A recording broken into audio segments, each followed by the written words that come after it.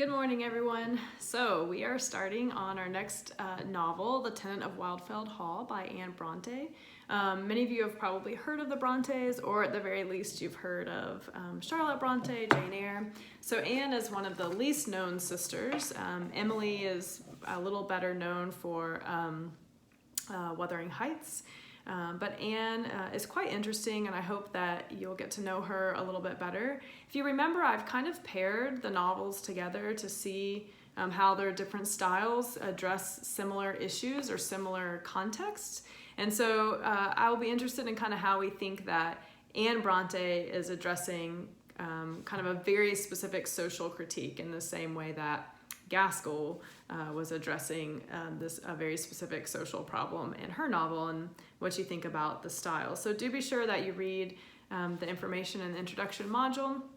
One of the things that you'll see there is that I kind of characterize each of the Bronte sisters and their writing, so that Charlotte Bronte with Jane Eyre has a little bit of Gothic influence, although they all sort of have that Gothic. And then, oops, sorry guys.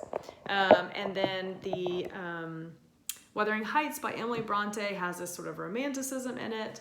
And if that's the case, then we could delineate out and distinguish Anne Bronte's novel by its realism, which is actually kind of what got her in trouble. That the subjects in it maybe touched a little too close to home and were represented a little too realistically. So I wanted to read you just part of a review. It's in the Broadview text, which I know some of you may not have. I reference this review in the notes.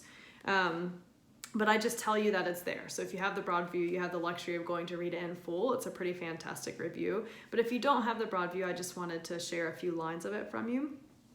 So this is the first paragraph of that review. This is about Tenant of Wildfell Hall. And it's a review by one of Emily Bronte's contemporaries. So the review is from April 1849. A people's novel of a very different school is The Tenant of Wildfell Hall. It is, taken altogether, a powerful and interesting book. Not that it is a pleasant book to read, nor, as we fancy, has it been a pleasant book to write. Still less has it been a pleasant training, which could teach an author such awful facts, or give courage to write them. The fault of the book is coarseness, not merely that coarseness of subject, which will be the stumbling block of most readers, and which makes it utterly unfit to put into the hands of girls. Of that we do not complain.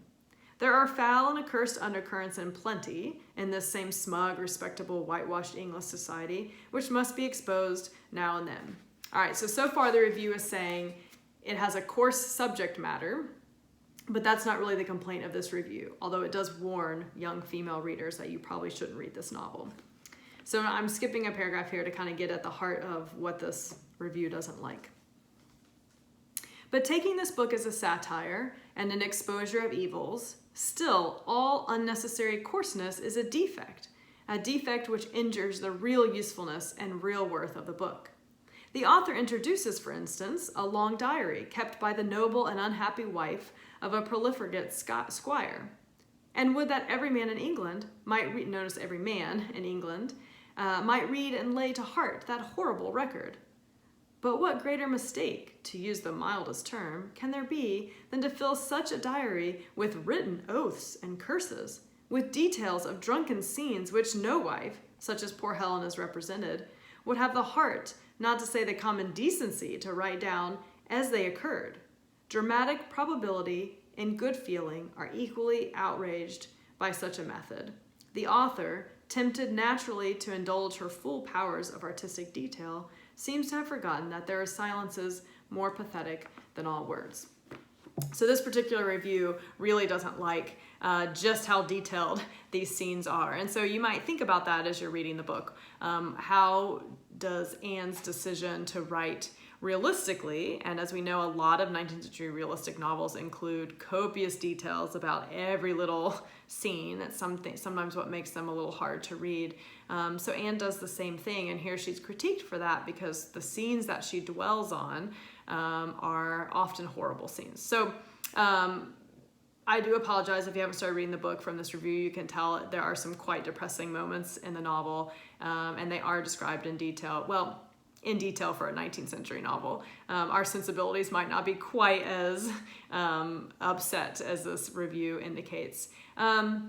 But we saw Elizabeth Gaskell do something very similar in Mary Barton with her detailed descriptions of some of the houses and the homes of the poor, this sort of documentary style. So keep that in mind as you're reading, and you might also pay attention to the narrative framing. You heard in the review mention that there is a diary. Well, we're not going to get to that diary for quite a few chapters, and so you might think about the way that the book is introduced instead. I did post the synthesis of the discussion board of Mary Barton, so hopefully you'll go take a look at that and kind of see how we wound up our discussion. I was interested in the fact that there was very little discussion of John Barton, despite the fact that we kind of had that open mic thinking about the importance of it, and Gaskell had. In fact, we had, was it Michaela? I'm trying to remember who it was. It was Ethan, who did actually make a post about John Barton. So, go read his posts, at least, so that you can put your mind where Gaskell wanted it to be. But it was interesting in the discussion about Mary and her growth that Madison did make a very good argument about how that is tied to the political plot. So it seems like the general consensus for you guys is that if we are going to see both the romance and the politics in this novel, that in fact we see that most effectively through Mary rather than through John, and that Gaskell was just able to convey that, whether or not she meant to, better through Mary's plot than through John's plot.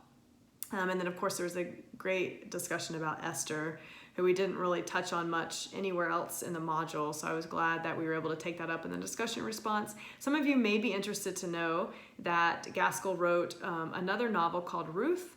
Ruth is the main character, and she is a prostitute figure. She wrote this after Mary Barton, so it's very clear that Gaskell wants to think through the politics of the prostitute and her culture, and what readers can do about that figure. So if you enjoyed thinking through that with Gaskell and you enjoyed Gaskell's style, you might go take a look at that other novel.